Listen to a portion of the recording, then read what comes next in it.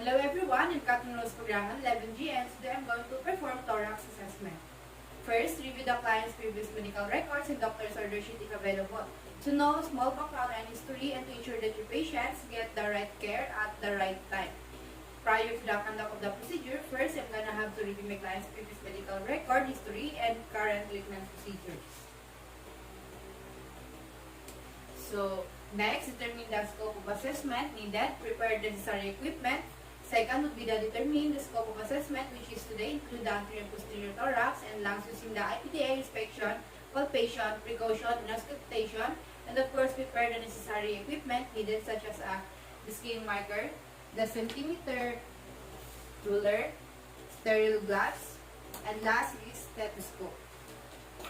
Next, perform hand washing, then gloves if deemed necessary to protect my patient and myself from infection and cause contamination. Also to prevent the spread of infection. Next, greet the client politely and the client's companion if around. Introduce self and verify the client's identity. Ask how the client would like me to call during the assessment. Establish rapport with the client. To ensure providing nursing care for the correct client with appropriate way, good rapport creates a close and harmonious relationship with the patients. It allows you to understand your patient's feelings and communicate well with them.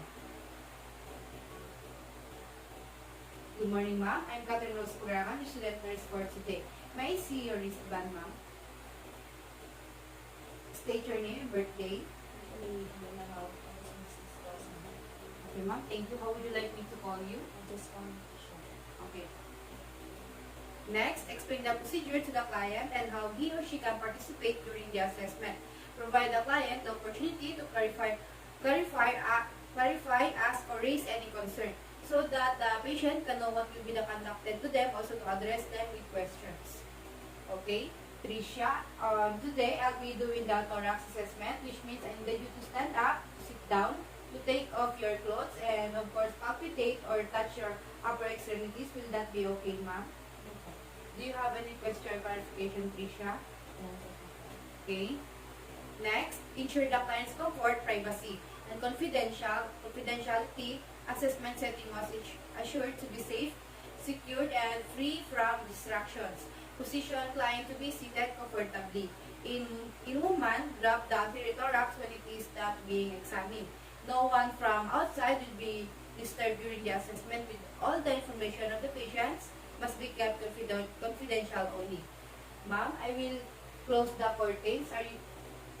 Is that okay with you, ma'am? And I will close the door. Are you comfortable with the temperature of the aircon? It's okay. Okay, next. Check for signs of respiration distress, nasal flaring, poor sleep breathing, retraction, or problems with oxygenation. Observe the color of face, the lips, the chest, and fingernails to check some abnormal finding. Next. Okay, let's begin, Ma'am Tricia. Can you inhale and exhale for me? Again.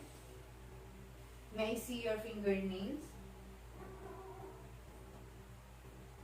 And your lips? Okay, are you having a difficulty in breathing or are you having a chest ache? Okay.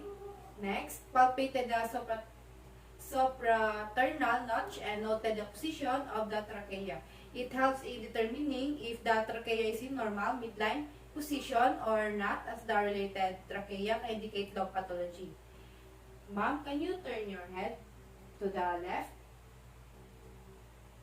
To the right? Okay.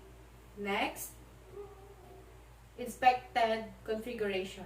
While the client stands with arms at the sides, stood behind the client and observed the position of scapula and the shape and configuration of the chest wall. To know if the scapula are symmetric, it is equal horizontal position. Ma'am, can you take your shirt for me? Is it okay to you? I'm going to touch your chest. Okay. I will help you with that. To change this. Kailangan ko matulog. Yes.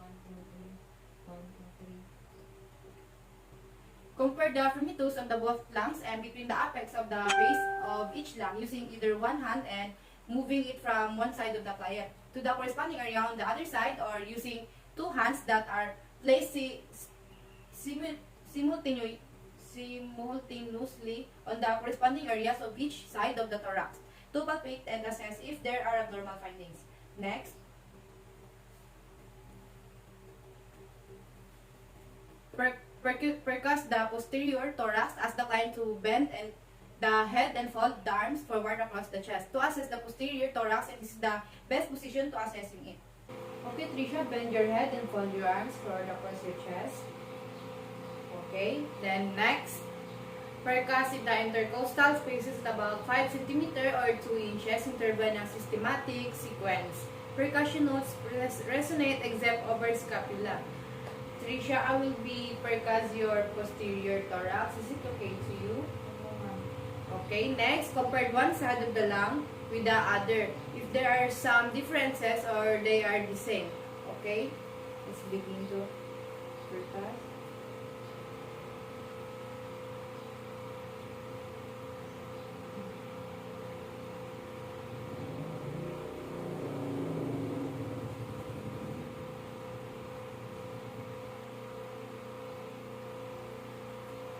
Okay, next, percuss lateral thorax every few inches, starting at the axilla and working down to the A3.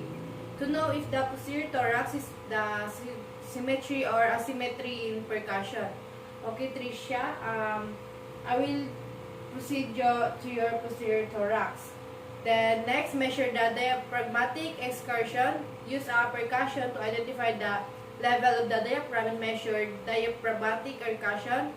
Percuss downward from above the expected level of the diaphragmatic dullness until dullness is definitely to know how far the diaphragm is moving during breathing, max inhales and exhale.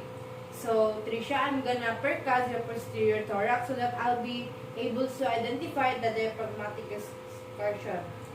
Next, mark the level of full expiration after gaining the patient's permission for the marking to know where part is full of expiration.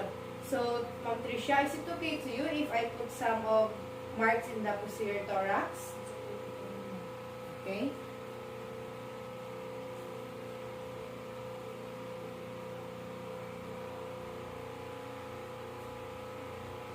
Inhale. Inhale and hold it. Inhale. And hold it. Exhale. Next, have the patient inhale deeply and hold it in. Then percuss the downwards the level of dullness and full aspiration and mark it. Then so that you will able to mark the spot where the sound changes from resonant to dull again. So Trisha, please inhale again deeply and hold it for me.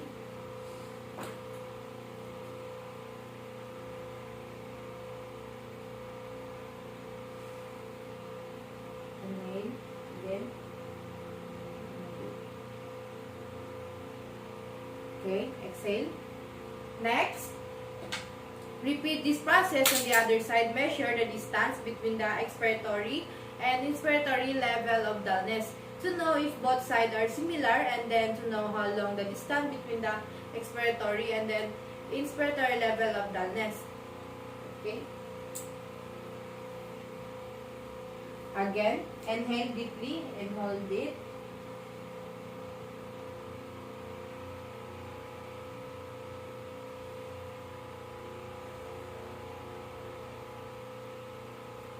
Okay, exhale.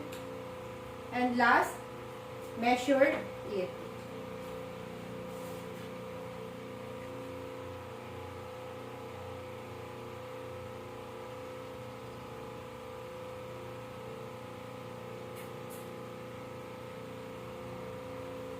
Okay.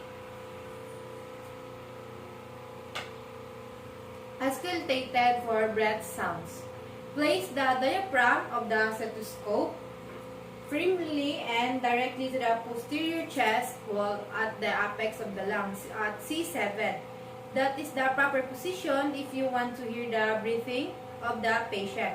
So, Tricia, I will be placing my stethoscope in the posterior chest wall at the apex of the lung at C7 or known as the cervical vertebrae number 7. Okay, ma'am?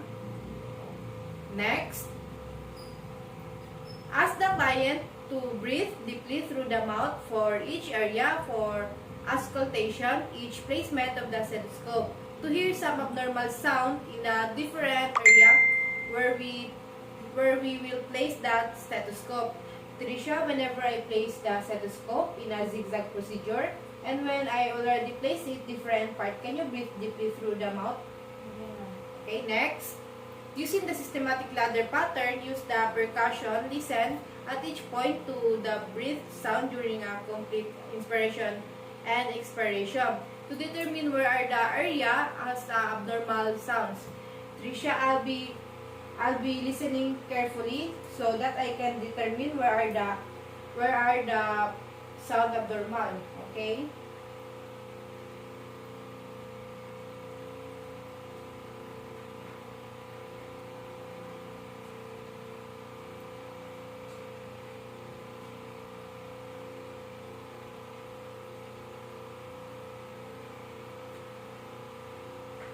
Next, compare the findings at each point with the corresponding point on the opposite side of the thorax.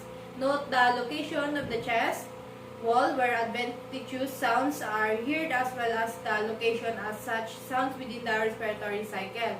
To know if all the parts is normal or abnormal, note where is the part where there is adventitious sounds to add it in the findings. Okay, Tricia, we're done assessing.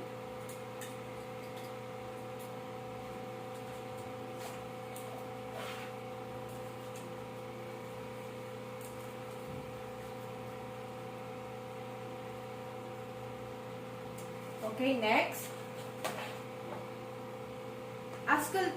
We're going to auscultated voice sound. Follow the same pattern as above. Bronchopony asks the client to repeat the phrase 99 while auscultating the chest wall. To know if there are some abnormal transmission of sounds from lungs or bronchi. So, Tricia, say 99 for me. 99 for me as I check your chest wall, okay?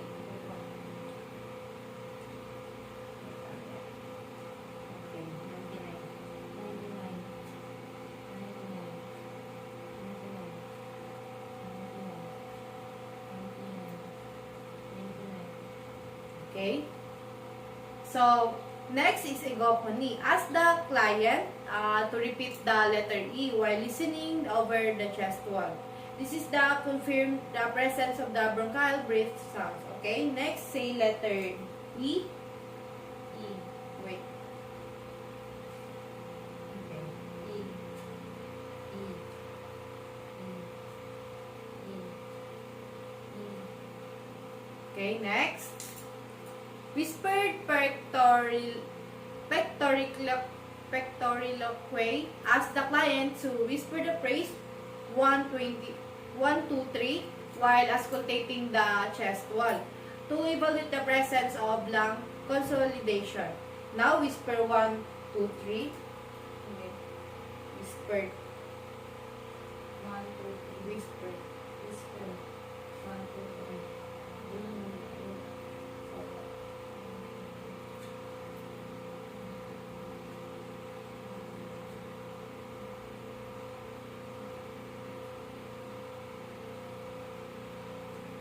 Okay, next. Inspected the breathing pattern, respiratory rate, and rhythm to know if there is some abnormal sound in the lungs. So now, I'm gonna touch your chest. So, what you need to do is you have to inhale and exhale for me, okay, ma'am? So, now I'm gonna touch your chest. So, what you need to do is to have inhale and exhale for me. Okay, ma'am? Okay.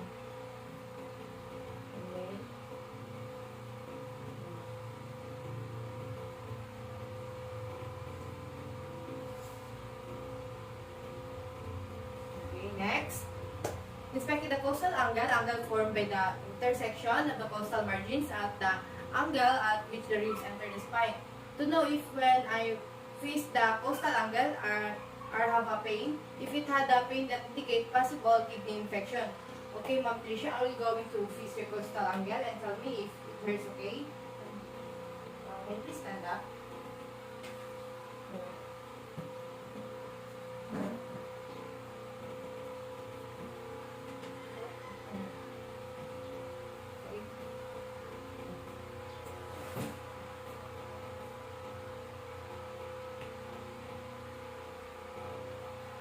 Hurt? Do you feel any pain? Okay, this one. Okay, next, palpate the anterior thorax for the tenderness, sensation, surface muscles. Using the fingers to palpate of the tenderness and sensation, start palpating with your hand, position over the left clavicle, over the apex of the left lung, and move your hand left to right, comparing findings to know if there is no tenderness or pain over the lung area. So now, ma'am, using my fingers, I will palpate for tenderness and sensation, okay? Next, move your hand systematically downward toward the midline at the level of the breast and outward at the base and to include lateral aspect of the lungs to palpate the other area that needed to assess. So now, ma'am, I will be moving my hand systematically downward towards for midline level of the breast part and outward lateral aspect of the lungs. Is it okay to you? Okay, next, repeat the sequence of plating of the crepitus and firmitus and the anterior thorax. To assess the crepitus and firmitus in the anterior thorax, now I'm gonna touch your chest. Can you please stand up again?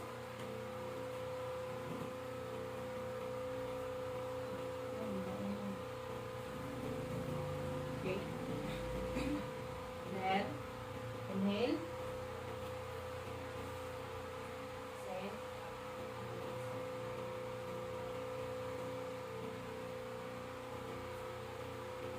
Okay, next, palpate the anterior thorax for respiratory excursion. This is the palms on both of your hands on the lower thorax with your fingers, and laterally along the lower rib cage, and your thumbs along the costal margins. To palpate the lower thorax, lower rib cage, and costal next. Okay, Tricia, can you take a deep breath? Okay.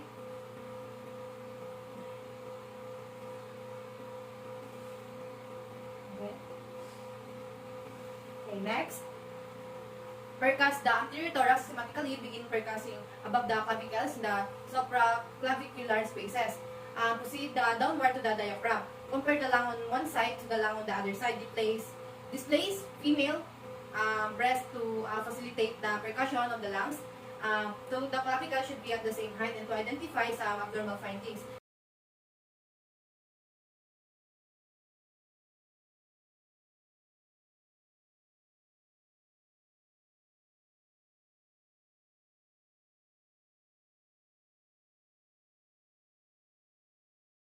Auscultated for anterior breath sounds, adventitious breath sounds, and voice sounds. Auscultated the trachea to assess the airflow through the trachea bronchi tree. Next is auscultate the anterior thorax to compare one side of the chest with the other in a systematic manner and detect any asymmetry. Place the diaphragm of the stethoscope firmly and directly on the anterior chest wall to assess the dampen the sounds that attempting to hear. Next, ask the client to breathe deeply through the mouth in to effort to avoid transmission of sounds that may occur with nasal breathing to assess breathing airflow resistant of the patient. And listen at each side of at least one complete respiratory cycle. Listen for normal breath sounds and adventitious breath sounds. Follow the systematic ladder pattern to assess if there were some abnormal sounds of wheezing. So, Tricia, take a deep breath from your mouth.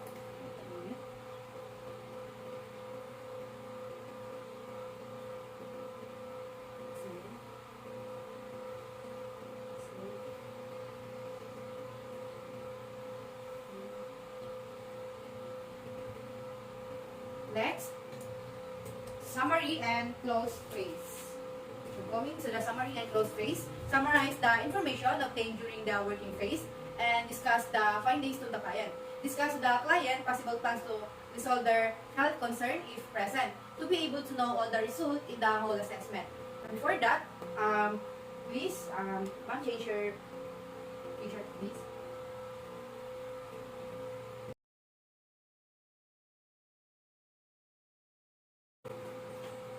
Then, so, regarding for the surveying in your chest, ma'am, and respiration, no respiratory distress or problems with your oxygenation, it means normal and good. So, in examining the posterior thorax, your spine is schematically aligned. Spinal column is straight, right and left shoulder and hips are the same height. And of course, during the palpation of the posterior thorax, so your skin is intact. And your palpation of the posterior thorax, your temperature is uniform for the respiratory. You have a full systematic storage and expansion. So for the thorax, for vocal fremitus, fremitus is here clearly, which is good. So during the percussion, you have a normal diaphragmatic distortion, that is vesicular and bronchovesicular breath sounds so far. So far as breath sounds, you have a quiet rhythm and effortless respiration. So in assessing the anterior thorax, we pump it until your thorax and it is full systematic. So during the request, resonate sound, this is very flat over the area and heavily muscle down on the areas over the heart and the tympanic over the underlying stoma. So it is an auscultating your anterior thorax.